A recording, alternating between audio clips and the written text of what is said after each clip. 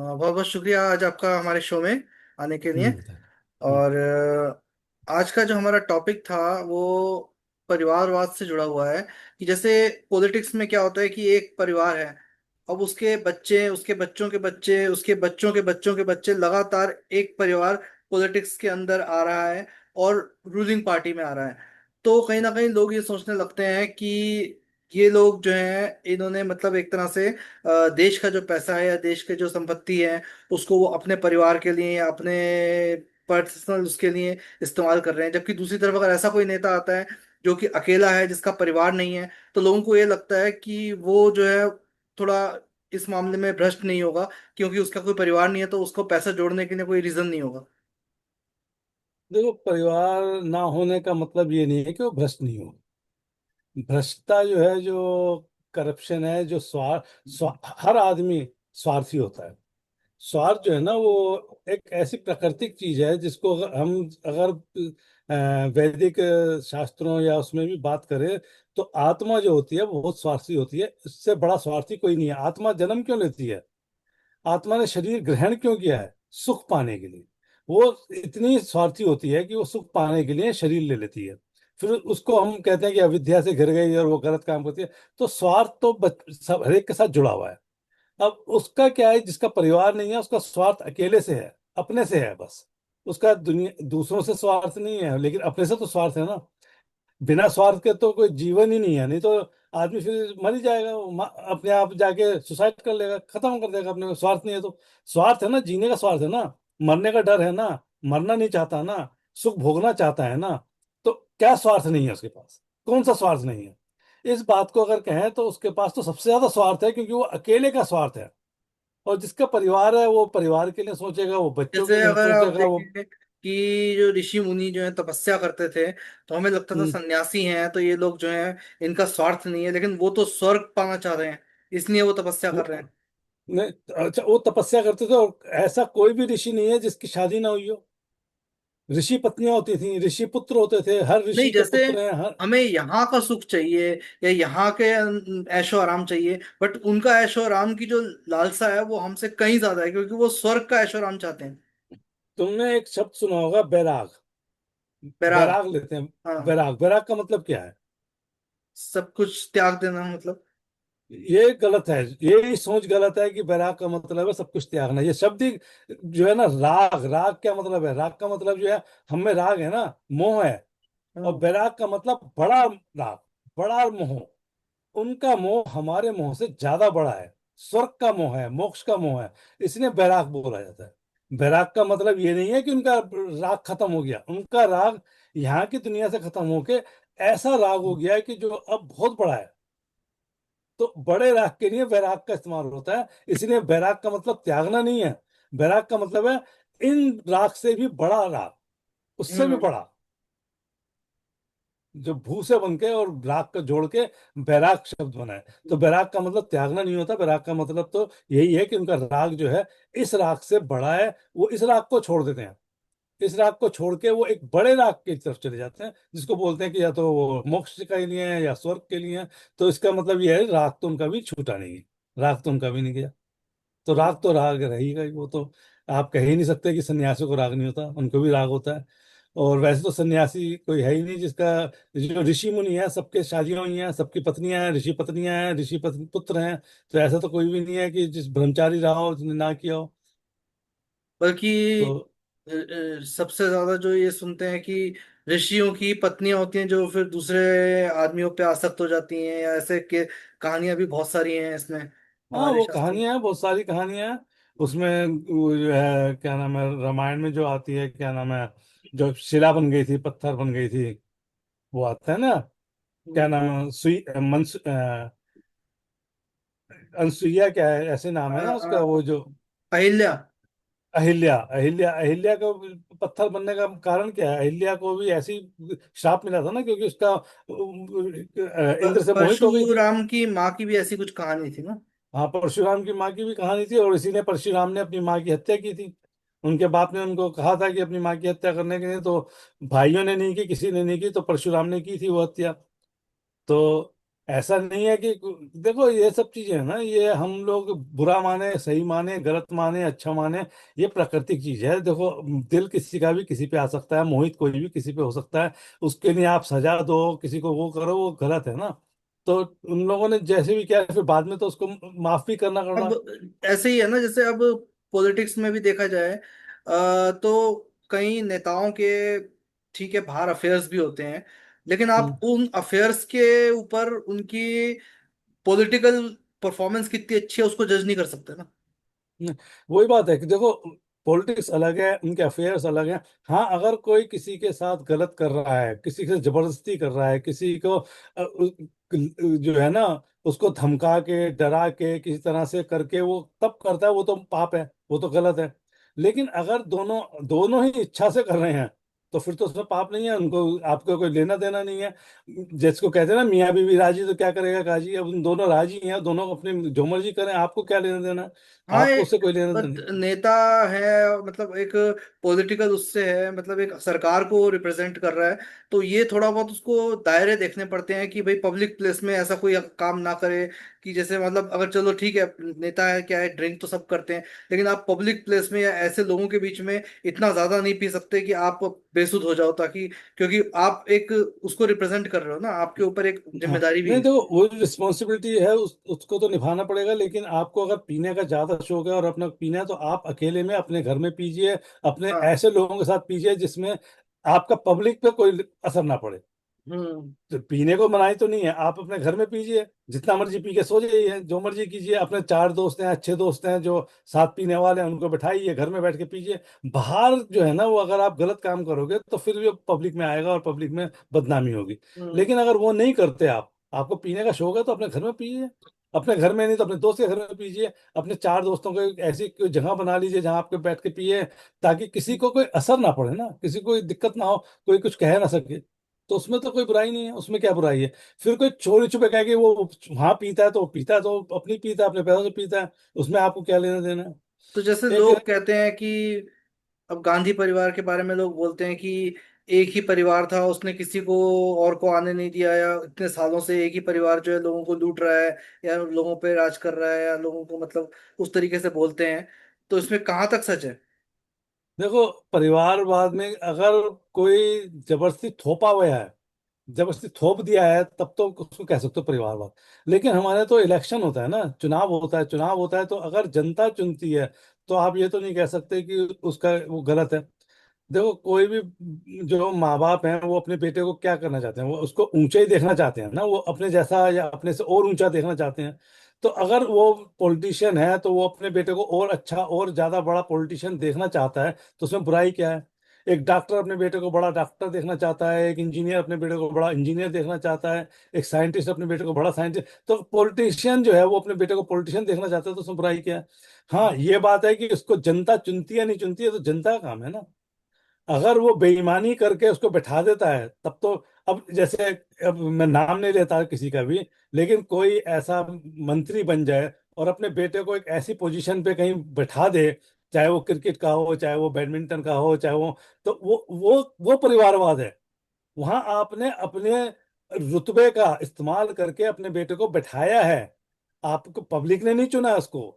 आपने किसी का क्रिकेट चेयरमैन बना दिया, तो आपने बनाया है ना उसको चेयरमैन। आपने कैसे बनाया? जनता ने तो चुना नहीं है, आपने अपने बेटे को बना दिया चेयरमैन। ये परिवारवाद है। इस परिवारवाद की बात नहीं होती है। ये परिवारवाद है, इसको जनता को ये समझ नहीं आ रहा है कि ये परिवारवाद है कि अब आप जैसे अपने लोग बेटे को। मूवीज में भी आजकल बोलते हैं, सिनेमा में जो बड़े बड़े एक्टर हैं, डायरेक्टर हैं, उन्हीं के बच्चे, भतीजे, उन्हीं के रिश्तेदार सब मूवी में आ जाते हैं, तो लोग उनको भी बहुत सोशल मीडिया पे ट्रोल करते हैं कि नहीं ऐसे, अपने उनको चांस देते हैं, बाहर वालों को चांस नहीं देते हैं। नहीं, चांस तो देगा ही ना। अब जो बिजनेसमैन अपने बेटे को चांस नहीं देगा, तो क्या दूसरे के बेटे को चांस देगा? राजा अपने बेटे को चांस नहीं देगा, तो किसी जो है बाहर के गरीब के बच्चे को ला के चांस देगा? चांस और तो एक वो तरफ ये अपने को ही देगा भी ना। दिखता है कि जैसे लोग जो हैं बोलते हैं कि ठीक है, ये तो स्टार का बेटा है, ये तो स्टार के बेटे को उन्होंने प्रमोट कर दिया, ये कर दिया, लेकिन कहीं बाहर के एक्टर्स भी आते हैं, उनकी मूवीज भी आती हैं, लेकिन वो चलती नहीं है। हाँ, नहीं, अब देखो, इंडिया में अगर बोलो, परिवारवाद के नाम पे कितने एक्टर सक्सेसफुल हुए हैं और कितने फेल हो गए हैं। बड़े बड़े एक्टरों के बच्चे फिल्मों में फेल हो चुके हैं। आप ये देखो कि शशि कपूर के बच्चे, या जो है शम्मी कपूर के या देवानंद के, ये बड़े बड़े एक्टर थे, इनमें से कितनों के सक्सेसफुल हुए हैं? किसी का सक्सेसफुल नहीं हुआ, है ना। अब वो कुमार गौरव, एक फिल्म फेमस हुई, उसके बाद वो खत्म हो गया, उसका कैरियर खत्म हो गया। तो ऐसे बहुत बड़े बड़े एक्टरों के बच्चों ने फिल्म में लाइन में पैर रखा, लेकिन वो फ्लॉप हो गए क्योंकि जनता ने उसको स्वीकार नहीं किया। तो जिसको जनता ने स्वीकार कर लिया, तब उसकी तो आप बुराई नहीं कर सकते ना। उसको जनता ने स्वीकार, उसकी फिल्म अच्छी लगी है तभी तो देख रहे हैं ना। अच्छी हम्म। नहीं लगती तो जैसे इतने लोगों की फिल्में खत्म हो गई, उनका कैरियर खत्म हो गया, वो अब दूसरे बिजनेस कर रहे हैं, कुछ भी कर रहे हैं, लेकिन वो तो फिल्मों में अब नहीं है ना। तो ऐसा नहीं है कि उनके बच्चे अगर आ गए तो वो अब सक्सेस करेंगे ही, हीरोइनों वो को नहीं भी अगर होगा। देखो, जो बाहर की आती हैं हीरोइन, नई हीरोइनें जो आती हैं, तो कुछ तो ऐसी हैं जो अपने हीरो के, किसी एक्टर के, डायरेक्टर के बच्चे ही हैं। लेकिन जो बाहर से आती हैं, वो कई बार ये भी बोलती हैं कि मैं हमें मतलब एक्टिंग का रोल देने के लिए डायरेक्टर ने इस तरह की कोई मांग की कि मेरे साथ रह आना है होटल में, या यहाँ करना है, या वहाँ कास्टिंग काउच जिसको कहते हैं। तो ये चीजें इल्जाम लगाती हैं।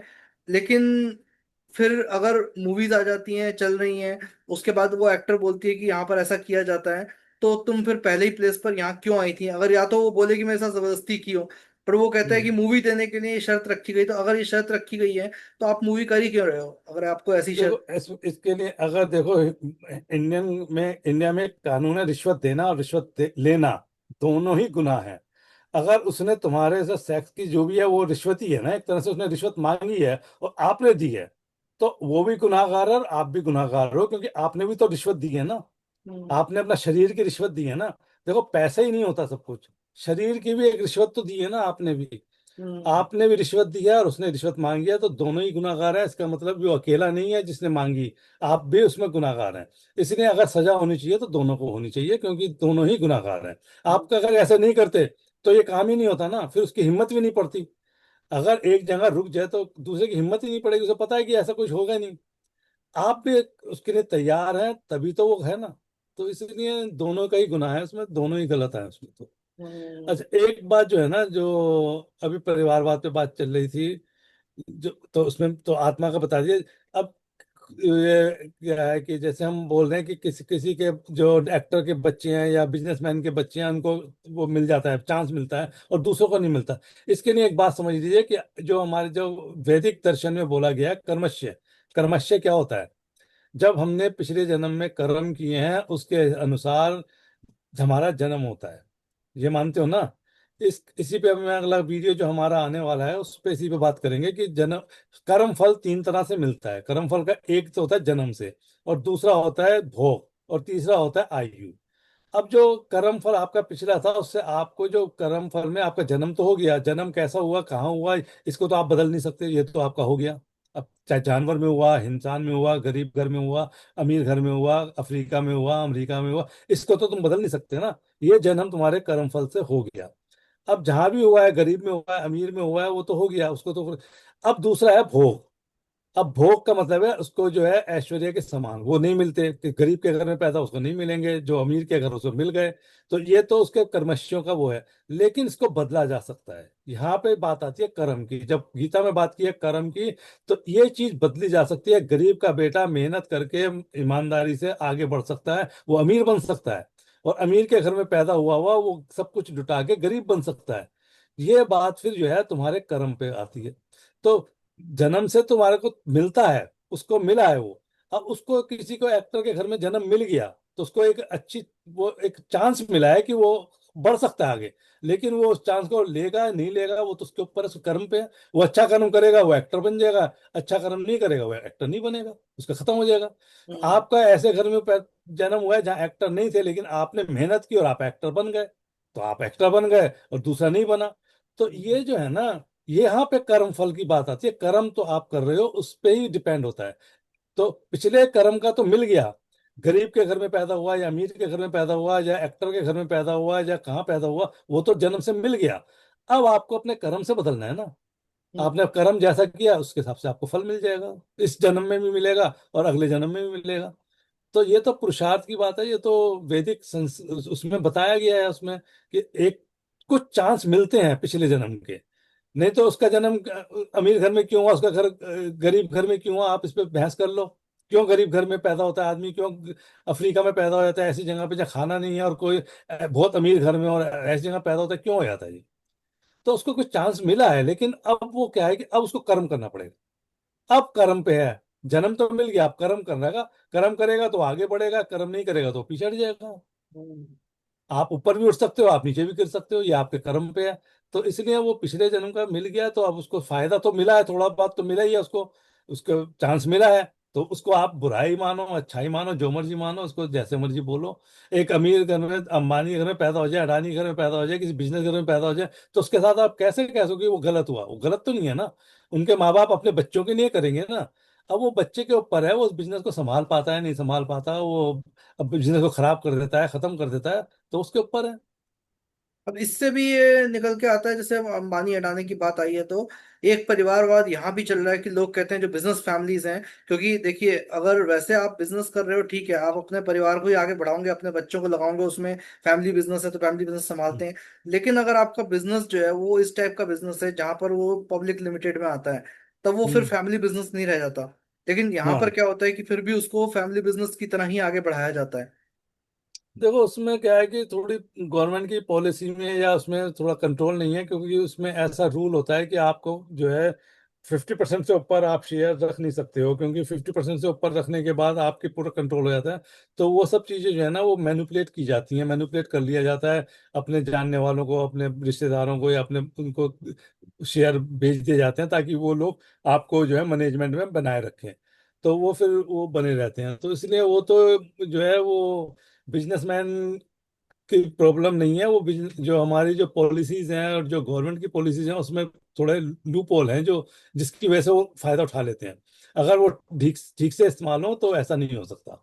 लेकिन अब जी क्या है कि जिसका बिजनेस है, अगर उसके पास 40% शेयर्स हैं, तो वो 40% शेयर किसी दूसरे को तो नहीं देगा ना। वो किसी ऐसे आदमी को जिसका उसका संबंध नहीं है उसको तो नहीं देगा ना। वो शेयर अपने बेटे को ही देगा, अपने बच्चों को देगा। तो उसमें तो बुराई नहीं है, वो तो उसी को देगा। लेकिन ये जो मैनिपुलेशन करके थोड़ा शेयर को मैनिपुलेट करके आप जो बने रहते हैं उसमें, वो थोड़ी प्रॉब्लम है। उसमें तो फिर गवर्नमेंट की भी प्रॉब्लम है। गवर्नमेंट और वो दोनों मिलके किस तरह से मैनिपुलेट कर लेते हैं कि वो एक परिवार का रूल हो जाता है फिर उसमें। तो उसमें उस परिवार का दोष नहीं है, गवर्नमेंट का भी दोष है। उसमें गवर्नमेंट भी उसमें इन्वॉल्व है, जो ऐसा जानते हुए भी उनको अलाउ कर देती है।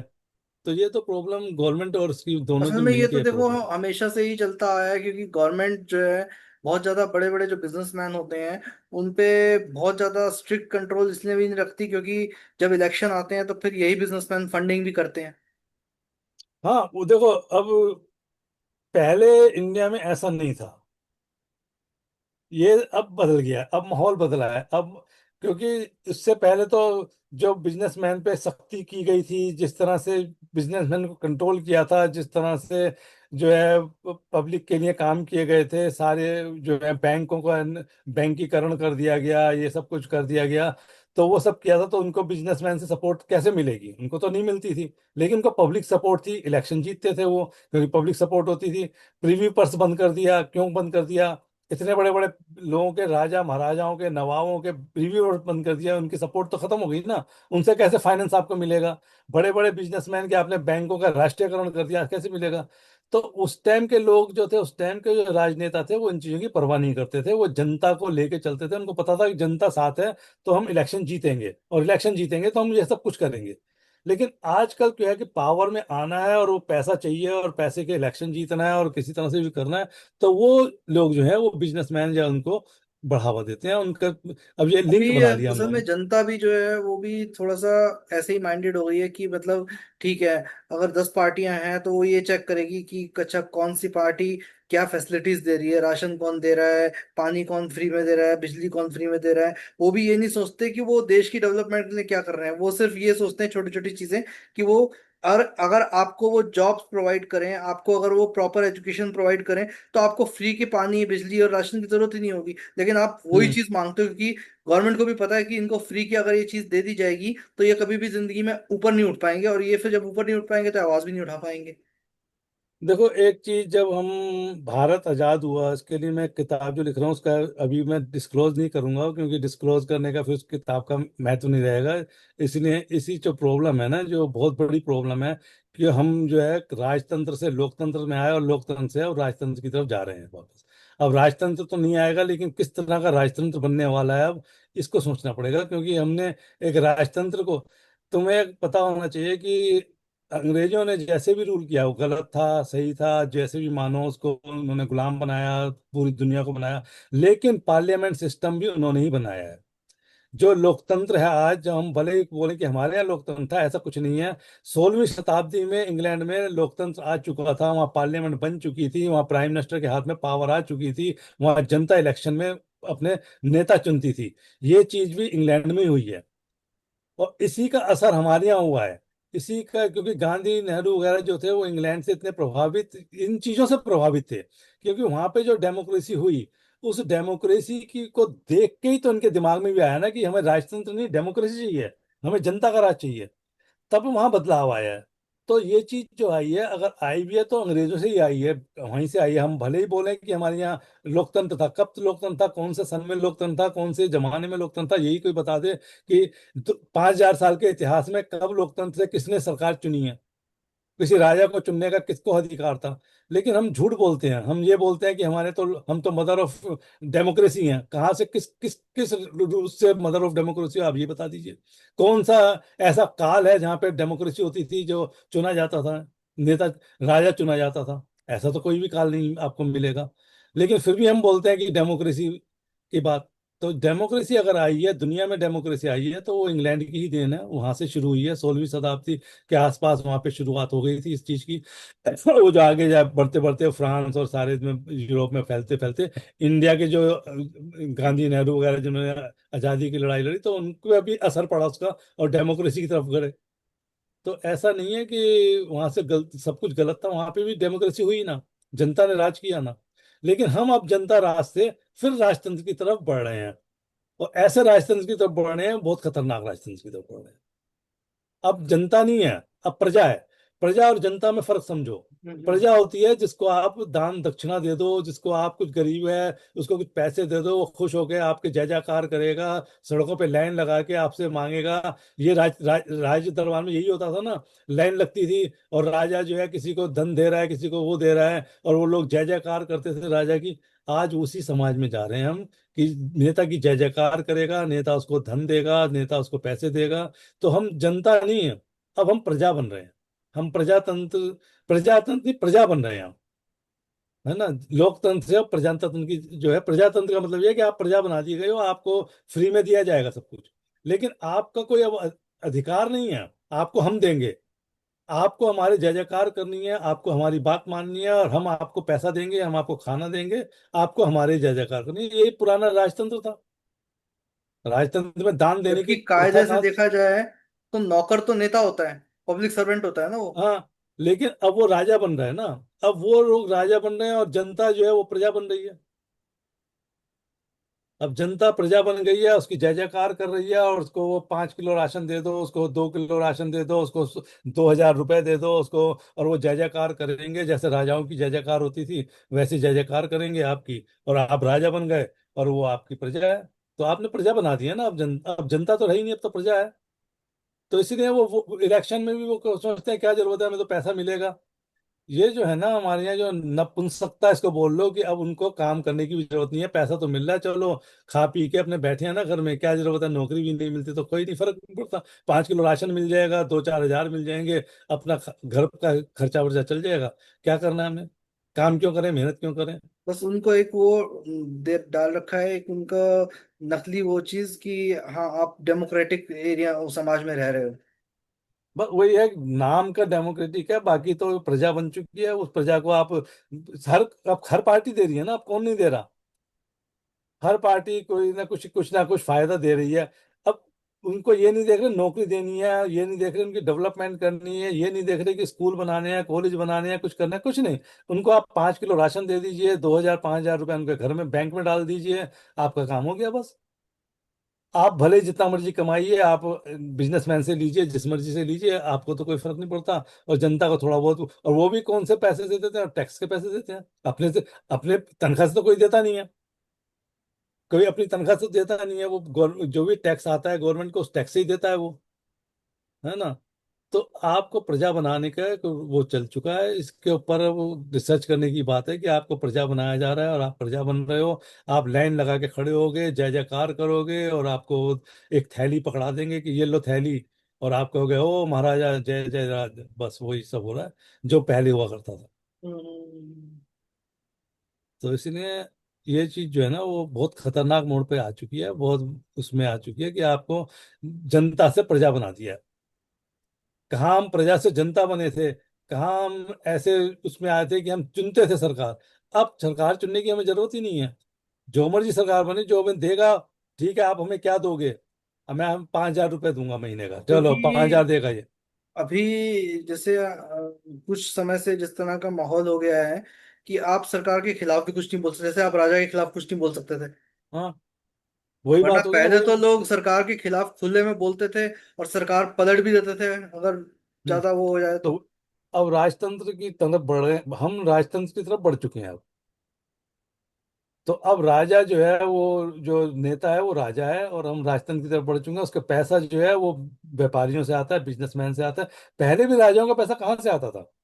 अगर आप ये देखो कि पुराने राजा महाराजा जो थे, उनका पैसा कौन देता था? उनके पास पैसा जो है वो व्यापारी देते थे ना। व्यापारियों से तो पैसा आता था उनके पास भी। उसी व्यापारी पैसे से वो जनता को खुश कर देते थे, उनको कुछ पैसे दे देते थे, कुछ दान दक्षिणा कर देते थे, तो उनका राज चलता था। तो पहले भी ऐसे ही था, आज भी वैसे ही होता जा रहा है। इसको बदलने की कोशिश हुई थी, कोशिश आजादी के टाइम से लेकर और तब तक चली, लेकिन अब वो खत्म होते होते अब इस माहौल पे आ गया है कि अब बिजनेसमैन पैसा देगा, नेता राज करेगा, और जनता जो है वो 5 किलो राशन पे अपने गुणगान करेगी कि हमें राजा ने दिया, हमें राजा ने पैसे दे दिए, हमें राजा ने बैंक में पैसे डाल दिया, बस इतना ही है। तो हम्म। आप प्रजा बन के रहना है तो ठीक है, प्रजा बन के तो पहले भी रहते आए हैं। प्रजा बन के रहने का तो इतिहास पूरा प्रजा, प्रजा ही बन के तो रही है ना भारत की जनता। ये थोड़े समय के लिए ही हमारे को जो है जनता का राज देखने को मिला है, वरना तो प्रजा ही थे और प्रजा बना दिए गए फिर से। तो मतलब अब जो होगा वो असल में परिवारवाद है। अब परिवारवाद है, अब वो परिवारवाद शुरू हो चुका है। क्योंकि और ये राजा का बेटा परिवारवाद, तो चाहे क्वालिफिकेशन हो या ना हो वो तो राजा ही बनेगा। वो राजा बनेगा। लेकिन अगर वो नेता का बेटा तो नेता नहीं बन सकता था, अगर क्वालिफाइड नहीं हो तो लोग चुनेंगे नहीं, लेकिन राजा का हाँ, बेटा तो राजा ही बनेगा। वो बनेगा ही। अब देखो अपनी बड़ी बड़ी पोस्टों पे उनके बेटे बैठ रहे हैं ना, इन्हीं नेताओं के बेटे बेटियां जो हैं बड़ी बड़ी पोस्टों में बैठा दी जाएंगी। तो कंट्रोल उनके हाथ में रहेगा, भले ही वो पॉलिटिक्स में ना आए, लेकिन वो सब उनके हाथ में कंट्रोल होगा ना। तो हर चीज उनके कंट्रोल में होगी, हर चीज उनके हाथ में होगी। आपको तो प्रजा बना दिया है, गरीबों को प्रजा बना दिया है, तो वो 2 4 5 किलो राशन, और उसमें जनता खुश है कि हमें मिल गया, उसी में वो खुश है। तो इसके लिए तो अब परिवारवाद की बुराई क्या करो? परिवारवाद तो, परिवारवाद से तो राष्ट्र बना है, राष्ट्र भी तो परिवारवाद से ही बना है ना। लेकिन कुछ स्वार्थी होता है, कुछ जो है वो स्वार्थ तो खैर हर एक का ही है। वो कोई कहे मेरा परिवार नहीं है तो मैं स्वार्थी नहीं हूं, तो ऐसा तो नहीं है। आप स्वार्थी हो तभी तो आप बने हो ना। नहीं तो आपको फिर नेता बनने की जरूरत है, फिर आपको समाज पहले सेवी बन। तो ये था कि जो जर्नलिस्ट थे या मीडिया था वो लोग ओपनली गवर्नमेंट को क्रिटिसाइज भी करते थे, उनकी प्रेस कॉन्फ्रेंस करते थे, उनके उनसे सवाल पूछते थे, जनता उनसे सवाल पूछती थी। अब तो क्या है कि जो मीडिया भी है वो वही दिखाता है जो कि नेता के फेवर में हो। भाई वो राजतंत्र में तो यही होता था ना। इनको राजतंत्र में जिनको बोलते थे, जो भट्ट वगैरह हुआ करते थे, इनके लिए बड़े नाम है, वो नाम बता दूंगा। जो राजा के लिए गुणगान करते थे। आप अगर पुरानी फिल्मों में अगर कहीं पे दिखाया गया होगा, तो जब राजा बैठता था तो इस तरह चाटुकार होते थे, वो वहां के थे, वो गाना गाते थे उनके लिए, गाना गाने के बाद उनका खूब वो करते थे, सत्कार करते थे। और वही लोग पूरी दुनिया को बताते थे कि राजा कितना महान है, उसने क्या क्या महानता की है, उसकी महानता के। तो वो पत्रकार वाला काम तो वही हो गया ना अब तो। वही काम तो पहले से हो रहा था, वो आज नहीं हो रहा है, वो शुरू से होता था। अगर तुमने पृथ्वीराज चौहान के बारे में सुना हो, पृथ्वीराज चौहान के बारे में जो किताब लिखी गई है, पृथ्वीराज राजसो, उसको लिखने वाला कौन है? उसने उनका गुणगान ही किया ना कि भाई पृथ्वीराज ने कैसे कैसे उसको गोरी को मारा और ये, जो कि गलत है, इतिहास में गलत है। जिसको सब जानते हैं कि इतिहास में, लेकिन आम जनता को तो नहीं पता वो इतिहास में गलत है, लेकिन उसका तो, उसकी जो कविता है और उसकी जो कहानी है, उसको लोग विश्वास करते हैं, उसी पे नाटक होते हैं, उस पर फिल्म बनती है। अब जैसे लेकिन आजकल वो ये सच्चाई नहीं करने है। लगे हैं कि जो मुगलों के समय या अंग्रेजों के समय जो नाम रखे गए थे भारत के जिलों के या भारत की स्ट्रीट्स के या भारत की स्टेट्स के, उन नामों को अब चेंज किया जा रहा है। या जो मुगल्स के बारे में पढ़ाया जा रहा था हिस्ट्री में, वो सारी चीजें निकाल दी जा रही हैं। अब आप मुगल्स के बारे में जो चीजें पढ़ा रहे हैं वो निकाल भी दो, या जो नाम है स्ट्रीट्स के वो चेंज कर दो, तो उससे मुगलों को क्या फर्क पड़ेगा, या हमें आज की जनरेशन को भी क्या ही फर्क पड़ेगा। जो होना था कोई वो फर्क हो नहीं, चुका है। वो तो कोई फर्क नहीं पड़ेगा। देखो, नाम बदलने की प्रथा कोई कोई नई नहीं है। नाम बदलने की प्रथा तो हजारों साल से जो भी राजा बनता है वो अपने हिसाब से नाम रखता है, अपने हिसाब से आप करता है। देखो आगे जो, इतिहास, आप अगर देखो मैथ्स किसी को गलत पढ़ा दो तो वो हिसाब नहीं कर पाएगा, या साइंस किसी को गलत पढ़ा दो तो वो, इतिहास किसी को गलत पढ़ा भी दोगे तो वो कौन सा इतिहास में जाके देख पाएगा कि ये गलत है कि सही है। जो पढ़ा दोगे वही आप बात वो है। मानता रहेगा। उसको कोई फर्क नहीं पड़ता, और ना इससे कोई फर्क पड़ना है। आपको तो आज देखना है आज क्या हो रहा है, वरना इतिहास में क्या हुआ था क्या नहीं हुआ था उससे कोई लेना। इतिहास से सीख लेनी होती है, बस इतना ही है कि इतिहास से ये समझो कि हमने गलती कहाँ की थी, हमारी गलतियां जो है उनको सुधार सकते हो। बाकी तो इतिहास का कोई मतलब नहीं है। इतिहास तो सिर्फ ये जानने के लिए है कि हमने क्या तरक्की की थी और आगे कैसे बढ़ेंगे अब, और क्या वो था। दुख का कारण क्या है? दुख के कारण जो बताए गए हैं हमारे इंसान में, दुख का कारण है कि हम एक तो पीछे का देखते हैं, भूतकाल की सोचते हैं कि हमने क्या किया था क्या नहीं किया, और हम भविष्य के लिए चिंतित हैं। ये दो ही तो दुख के कारण है। अगर आप वर्तमान में जियो तो आपका दुख ही खत्म हो जाएगा ना। आप यही सोच रहे हो कि अरे मैंने ऐसा कर दिया, मैंने ऐसा कर दिया, मैंने भूतकाल में पीछे ऐसा कर लिया था, फिर उससे ऐसा हो गया, वो सोच, और आगे क्या होगा वो चिंता। यही तो दुख के कारण है। तो आप वर्तमान में जी नहीं रहे हो, आप भूत में घूम रहे हो या भविष्य में घूम रहे हो। आप ये बोल रहे हो कि 50 साल बाद बहुत तरक्की हो जाएगी। अब 50 साल किसने देखे हैं? जो 50 साल का आदमी आज है वो तो 100 साल का हो जाएगा, वो रहेगा नहीं रहेगा उसको क्या लेना देना। उसको कोई फर्क नहीं पड़ता। जो 60 साल का है उसको, वो रहेगा थोड़ी है 50 साल बाद। आप 50 साल जो मर्जी बोलिए, उसको कौन देखने जाएगा? जो देखने भी जाएगा 50 साल बाद तो कौन कहने वाला होगा कि तूने गलत बोला? ये भी कहने वाला कोई नहीं होगा। और पीछे का क्या है वो जानते ही कोई नहीं है, तो जो मर्जी बोलो उससे कोई फर्क नहीं पड़ता। तो ना तो पीछे का ना आगे का कोई सोचने की जरूरत ही नहीं है। वही परेशानी बनाते हैं और उसी से जनता को जो है ना बेवकूफ बनाया जाता है। बेवकूफ बनाने का तरीका है इतिहास में ले जाओ या भविष्य में ले जाओ, वर्तमान की बात छोड़ दो। तो ये दिक्कत अच्छा, है बस अभी इस। जैसे हमारे रिलेशंस भी हैं वो भी धीरे धीरे, एक तो वैसे भी इतनी अभी वॉर वाले सीन चल रहा है कि हर जगह कोई कंट्री किसी ना किसी कंट्री के साथ लड़ाई कर रही है। उसके बीच में इंडिया का, जैसे अभी पाकिस्तान के साथ जब हुआ था, भले ही वो छोटी सी लड़ाई हुई, लेकिन देखा कि पाकिस्तान के सपोर्ट में काफी सारी कंट्रीज खुल के आई, और उनका आईएमएफ का लोन भी पास हो गया है। और हम्म। यहाँ पर इंडिया के, एक तो पहले ही इंडिया के थोड़े से रिलेशन ऐसे चल रहे हैं, दूसरी अमेरिका से जैसे इंडियंस को डिपोर्ट कर दिया गया, ऊपर से आजकल बहुत सारी न्यूज में आ रहा है कि अमेरिका में जो इंडियंस हैं या जो दूसरी कंट्रीज में इंडियंस हैं, वो लोग वहां पर बदतमीजियां कर रहे हैं, लड़कियों को छेड़ रहे हैं, फुटपाथ पे नहीं चल रहे, कचरा फैला रहे हैं, पब्लिक कहीं ऐसी जगहों पर जाके टॉयलेट भी कर रहे हैं जैसे इंडिया में स्ट्रीट पे कर देते हैं, या शॉप के अंदर घुस के शॉपलिफ्टिंग कर। तो आने वाले टाइम में जैसे जो अब आने वाली जनरेशन है, उसके लिए बाहर जाके पढ़ना या बाहर जाके रहना जो है वो और मुश्किल ही होने वाला है। देखो क्या है कि ये जो लोग गए हैं इनका कोई एजुकेशन से या किसी से मतलब नहीं था, इनको भेजा गया है। जो ये काम कर रहे हैं ना ये लोग अपने क्या नाम है जिसके टैलेंट से तो गए नहीं है। अगर टैलेंट से आदमी जाएगा तो ऐसा काम नहीं करेगा। ये लोग टैलेंट से नहीं गए हैं, एक बहुत बड़े मकसद से ऐसे लोगों को आजकल माइग्रेट किया जा रहा है, दुनिया के बड़े बड़े देशों में बैठाया जा रहा है। एक विचारधारा को अपनी मजबूत करने के लिए, वहाँ के जो इंडियंस हैं उनमें अपनी विचारधारा को बैठाने के लिए इन लोगों को वीसा दिलवा के किसी तरह से नौकरी करवा के इन लोगों को बैठाया जा रहा है। तो इन लोगों के पास ना तो एजुकेशन है ना कुछ है, ये अपने प्रचार करने के लिए गए हैं।